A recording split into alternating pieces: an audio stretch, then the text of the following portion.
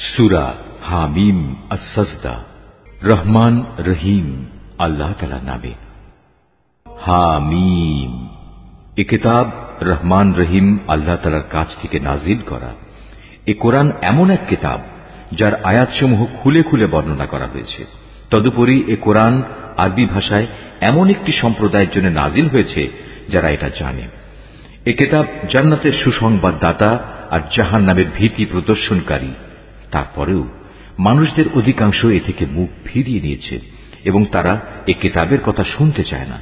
তারা বলে, যে বিষয়ের দিকে তুমি আমাদের ডাকছ তার জন্য আমাদের অন্তরসমূহ আবরণে আচ্ছাদিত হয়ে আছে, আমাদের কানেও রয়েছে বধিরতা, আমাদের ও তোমার মধ্যে একটি দেয়াল দাঁড়িয়ে আছে। সুতরাং তুমি তোমার কাজ করো আর আমরা আমাদের কাজ করি। হে নবী, তুমি বলো, আমি তো তোমাদেরই মতো একজন মানুষ, কিন্তু আমার উপর এ মর্মে ওহী নাজিল হয় যে তোমাদের মাবুদ হচ্ছেন একজন। অতএব হে মানুষ, তোমরা তাঁর ইবাদতের দিকেই সোজা হয়ে দাঁড়িয়ে যাও এবং তাঁর কাছে ক্ষমা প্রার্থনা করো। আর দুর্ভোগ মুশরিকদের জন্য নির্ধারিত হয়ে আছে, যারা যাকাত দেয় না এবং তারা পরকালের উপরও ঈমান আনে না। যারা আল্লাহ তাআলার উপর ঈমান আনে এবং নেক কাজ করে তাদের জন্য আখিরাতের জীবনে নিরবচ্ছিন্ন পুরস্কারের ব্যবস্থা রয়েছে। হে নবী, তুমি বলো, তোমরা কি তাকে অস্বীকার করতে চাও যিনি দুদিনে পৃথিবীকে পয়দা করেছেন, এবং তোমরা অন্য কাউকে কি তাঁরই সমকক্ষ হিসেবে দাঁড় করাতে চাও? অথচ এ হচ্ছেন সৃষ্টিকুলের মালিক। তিনি এ জমিনের মাঝে এর উপর থেকে পাহাড়সমূহ গেড়ে দিয়েছেন ও তাতে বহুমুখী কল্যাণ রেখে দিয়েছেন এবং তাতে সবার আহারের পরিমাণ নির্ধারণ করেছেন। এসব তিনি সম্পন্ন করেছেন 4 দিন সময়ের ভেতর। অনুসন্ধানীদের জন্য সেখানে সব উপকরণই সমান সমান। অতঃপর তিনি আসমানের দিকে মনোনিবেশ করলেন, যা তখন ছিল ধূম্রকুঞ্জ বিশেষ। এরপর তিনি তাকে ও জমিনকে আদেশ করলেন, তোমরা উভয়েই এগিয়ে এসো, ইচ্ছায় হোক কিংবা অনিচ্ছায়। তারা উভয়েই বলল, আমরা অনুগত হয়েই এসেছি। অতঃপর তিনি দুদিনের ভেতর এ ধূম্রকুঞ্জকে 7 আসমানে পরিণত করলেন এবং প্রতিটি আকাশে তার উপযোগী আদেশনামা পাঠালেন। পরিশেষে আমি নিকটবর্তী আসমানকে তারকারাজি দ্বারা সাজিয়ে দিলাম এবং তাকে শয়তান থেকে সংরক্ষিত করে দিলাম। এসব পরিকল্পনা অবশ্যই পরাক্রমশালী ও সর্বজ্ঞ আল্লাহ তাআলা কর্তৃক আগে থেকেই সুবিন্যস্ত করে রাখা হয়েছিল। এরপরেও যদি এরা মুখ ফিরিয়ে নেয়, তাহলে তুমি বলো, আমি তো তোমাদের এক ভয়াবহ ধ্বংসাত্মক আযাব থেকে সতর্ক করলাম মাত্র। ঠিক যেরূপ ভয়াবহ আযাব এসেছিল আদ ও সামুদের ওপর, যখন তাদের কাছে ও তাদের আগের লোকদের কাছে আমার রসুলরা এসে বলেছিল, তোমরা আল্লাহ তাআলা ছাড়া অন্য কারো ইবাদত করো না। জবাবে তারা বলেছিল, আমাদের মালিক যদি চাইতেন তাহলে তিনি ফেরেশতাদেরই নবী করে পাঠাতেন। তোমাদের যা কিছু দিয়েই পাঠানো হোক না কেন, আমরা তাই প্রত্যাখ্যান করলাম। আদ জাতির ঘটনা ছিল, তারা আল্লাহ তাআলার জমিনে অন্যায়ভাবে দম্ভ ভরে ঘুরে বেড়াত এবং বলতো, আমাদের চাইতে শক্তিশালী আর কে আছে? অথচ ওরা কি চিন্তা করে দেখেনি যে আল্লাহ তাআলা তাদের সৃষ্টি করেছেন, তিনি শক্তির দিক থেকে তাদের চাইতে অনেক বেশি প্রবল? আসলে ওরা আমার আয়াতসমূহকেই অস্বীকার করত। অতঃপর আমি কতিপয় অশুভ দিনে তাদের উপর এক প্রচন্ড তুফান প্রেরণ করলাম, যেন আমি তাদের দুনিয়ার জীবনেই লাঞ্ছনাদায়ক একটি শাস্তির স্বাদ উপভোগ করিয়ে দিতে পারি। আর আখিরাতের আযাব তো আরো বেশি অপমানকর, তাদের তো কোন রকম সাহায্যও করা হবে না।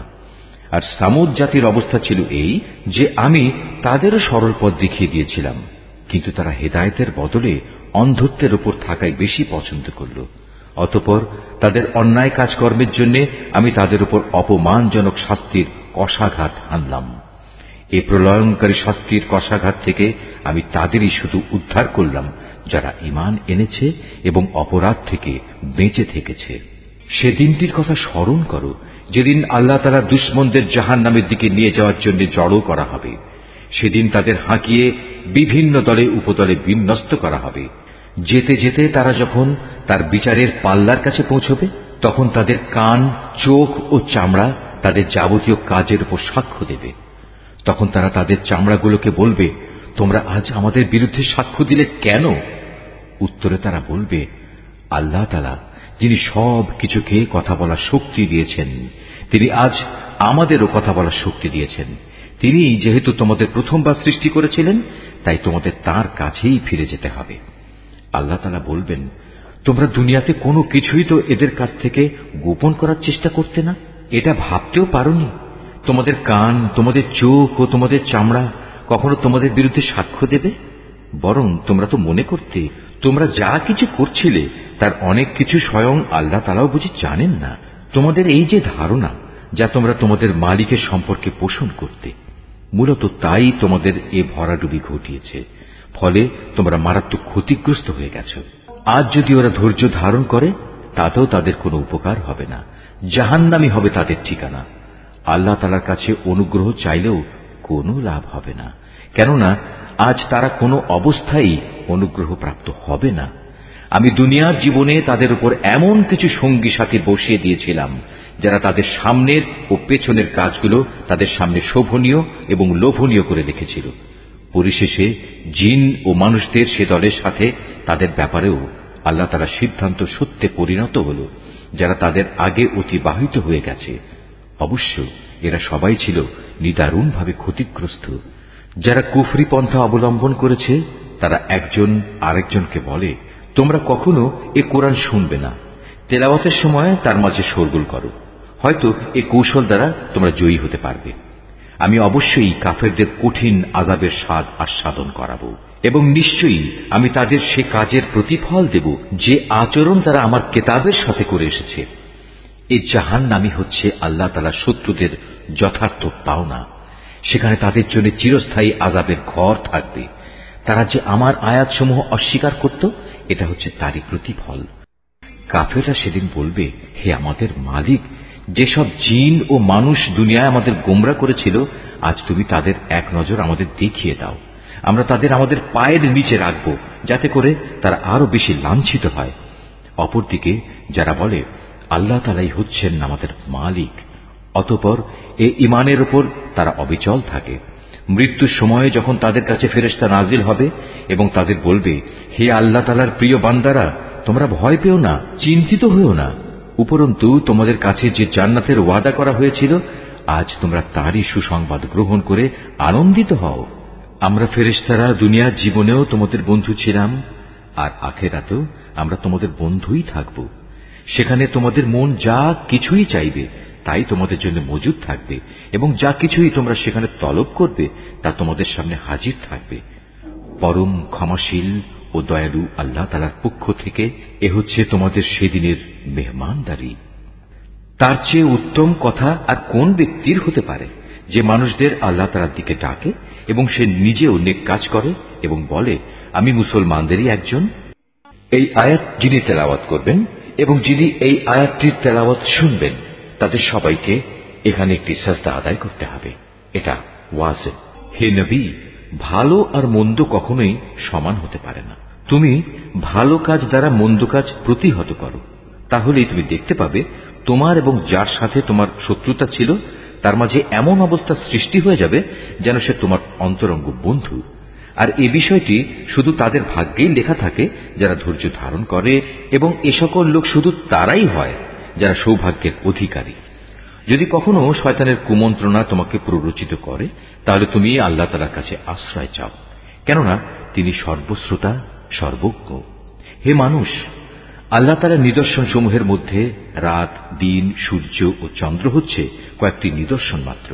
অতএব তোমরা সূর্যকে সিজদা করো না, চাঁদকেও নয়, বরং তোমরা সিজদা করো সেই আল্লাহ তাআলাকে যিনি এর সব কয়টি সৃষ্টি করেছেন। যদি তোমরা একান্তভাবে তাঁরই ইবাদত করতে চাও, তাহলে এটাই হবে একমাত্র করণীয়। অতঃপর হে নবী, এরা যদি অহংকার করে তাহলে তুমি ভেবো না, যারা তোমার মালিকের সান্নিধ্যে রয়েছে তারা তো রাত দিন তাঁরই পবিত্রতা ও মহিমা ঘোষণা করে যাচ্ছে। তারা বিন্দু মাত্র এতে ক্লান্ত হয় না। তার কুদরতের আরেকটি নিদর্শন হচ্ছে, তুমি জমিনকে দেখতে পাচ্ছ শুষ্ক ও অনুর্বর হয়ে পড়ে আছে, অতঃপর তার উপর আমি যখন পানি বর্ষণ করি তখন সহসাই তা শস্য শ্যামল হয়ে স্ফীত হয়ে ওঠে। অবশ্যই যে আল্লাহ তাআলা এ মৃত জমিনকে জীবন দান করেন, তিনি মৃত মানুষকেও জীবিত করবেন। নিঃসন্দেহে তিনি সর্ববিষয়ের উপর একক শক্তিমান। যারা আমার আয়াতসমূহ বিকৃত করে তারা কিন্তু কেউই আমার দৃষ্টির অগোচরে নয়। তুমি বলো, যে ব্যক্তি জাহান্নামে নিক্ষিপ্ত হবে সে ভালো, না যে ব্যক্তি কিয়ামতের দিন শান্তি ও নিরাপত্তার সাথে আমার সামনে হাজির হবে সে ভালো? এরপরেও চৈতন্যদয় না হলে যা ইচ্ছা তোমরা তাই করো। তবে মনে রেখো, তোমরা যাই করো আল্লাহ তাআলা তা অবলোকন করছেন। যারা কোরআনের মতো একটি স্মরণিকা গ্রন্থ তাদের কাছে আসার পর তাকে অস্বীকার করে, তারা অচিরেই তাদের পরিণাম টের পাবে। মূলত তা কোরআন হচ্ছে এক সম্মানিত গ্রন্থ। এতে বাতিল কিছু অনুপ্রবেশের আশঙ্কা নেই। তার সামনের দিক থেকেও নয়, তার পেছনের দিক থেকেও নয়, কেননা এটা বিজ্ঞ, কুশলী, প্রশংসিত সত্তার কাছ থেকে নাজিল করা হয়েছে। হে নবী, তোমার সম্পর্কে আজ সেসব কিছুই বলা হচ্ছে যা তোমার আগে অন্যান্য নবীদের ব্যাপারেও বলা হয়েছিল। নিঃসন্দেহে তোমার মালিক যেমনি পরম ক্ষমাশীল, তেমনি তিনি কঠোর শাস্তিদাতাও বটে। আমি যদি কোরআন আরবি ভাষার বদলে আজমি অনারব ভাষায় বানাতাম, তাহলে এরা বলতো, কেন এর আয়াতগুলো আমাদের ভাষায় পরিষ্কার করে বর্ণনা করা হলো না? তারা বলতো, এ কি আজব ব্যাপার, এটা নাজিল করা হয়েছে আজমি ভাষায়, অথচ এর বাহক হচ্ছে আরবি। হে রাসূল, তুমি বলো, এ গোটা কোরআন হচ্ছে মূলত ঈমানদারদের জন্য হেদায়েত গ্রন্থ ও মানুষের যাবতীয় রোগ ব্যাধির নিরাময়। কিন্তু যারা এর উপর ঈমান আনে না, তাদের কানে বধিরতা ছিপি আটা আছে। তাই কোরআন তাদের উপর যেন একটি অন্ধকার পর্দা। এ কারণেই সত্য কথা শোনা সত্ত্বেও তারা এর সাথে এমন আচরণ করে যেন তাদের অনেক দূর থেকে ডাকা হচ্ছে, তাই কিছুই বুঝতে পারছে না। হে নবী, তোমার আগে আমি মূসাকেও একটি কিতাব দান করেছিলাম, তাতে বহু মতবিরোধ ঘটানো হয়েছিল। আসলে তোমার মালিকের পক্ষ থেকে কিয়ামত সংক্রান্ত ঘোষণা যদি না থাকত, তাহলে কবেই আযাব এসে এদের মাঝে চূড়ান্ত একটা ফয়সালা হয়ে যেত। এরা আসলে এই কোরআন সম্পর্কে এক বিভ্রান্তিকর সন্দেহে নিমজ্জিত আছে। যে কোনো ব্যক্তি নেক কাজ করবে, মূলত সে তা করবে একান্ত তার নিজের কল্যাণের জন্য, আর যে ব্যক্তি কোনো মন্দ কাজ করবে তার অশুভ ফল একান্ত তার উপরেই গিয়ে পড়বে। তোমার মালিক তার বান্দাদের ব্যাপারে কখনো সালেম নন। কিয়ামত সংক্রান্ত জ্ঞান একমাত্র আল্লাহ তাআলার দিকেই ধাবিত হয়। কোন একটি ফলও নিজের খোসা ছেড়ে বাইরে বেরোয় না। কোন একটি নারীও নিজের গর্ভে সন্তান ধারণ করে না, না সে সন্তান প্রসব করে, যার পূর্ণ জ্ঞান আল্লাহ তাআলার কাছে মজুদ থাকে না। যেদিন আল্লাহ তাআলা ওদের দিকে বলবেন, কোথায় আজ আমার অংশীদাররা?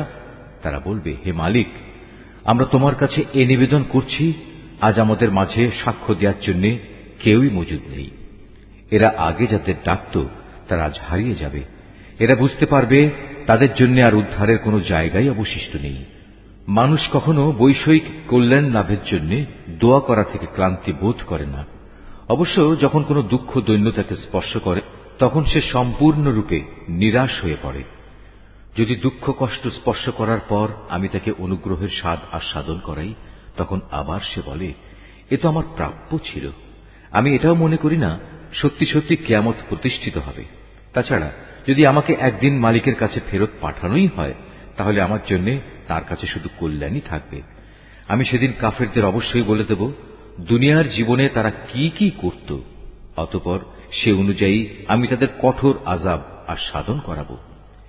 আমি যখন মানুষের উপর কোনো অনুগ্রহ করি, তখন সে মুখ ফিরিয়ে নেয় এবং উল্টো দিকে ফিরে যায়। আবার যখন তাকে কোনো অনিষ্ট এসে স্পর্শ করে, তখন সে দীর্ঘ দোয়া নিয়ে আমার সামনে হাজির হয়। হে নবী, মানুষদের বলো, তোমরা কখনো একথা ভেবে দেখেছ কি, যদি এ কোরআন সত্যি আল্লাহ তাআলার কাছ থেকে এসে থাকে এবং এ সত্ত্বেও তোমরা একে প্রত্যাখ্যান করো, তাহলে তার চাইতে বেশি গোমরাহ আর কে হবে, যে ব্যক্তি এর মারাত্মক বিরুদ্ধাচরণে লিপ্ত আছে। অচিরেই আমি আমার কুদরতের নিদর্শনসমূহ দিগন্ত বলয়ে প্রদর্শন করব এবং তাদের নিজেদের মধ্যেও তা আমি দেখিয়ে দেব, যতক্ষণ পর্যন্ত তাদের উপর এটা পরিষ্কার হয়ে যায় যে এ কোরআনই মূলত সত্য। হে নবী, তোমার জন্য এ কথা কি যথেষ্ট নয়? তোমার মালিক তোমার সব কিছু সম্পর্কে অবহিত। জেনে রেখো, এরা কিন্তু এদের মালিকের সাথে সাক্ষাৎকারের ব্যাপারেই সন্দিহান। আরো জেনে রেখো, এদের সব কিছুই আল্লাহ তাআলা পরিবেষ্টন করে আছেন।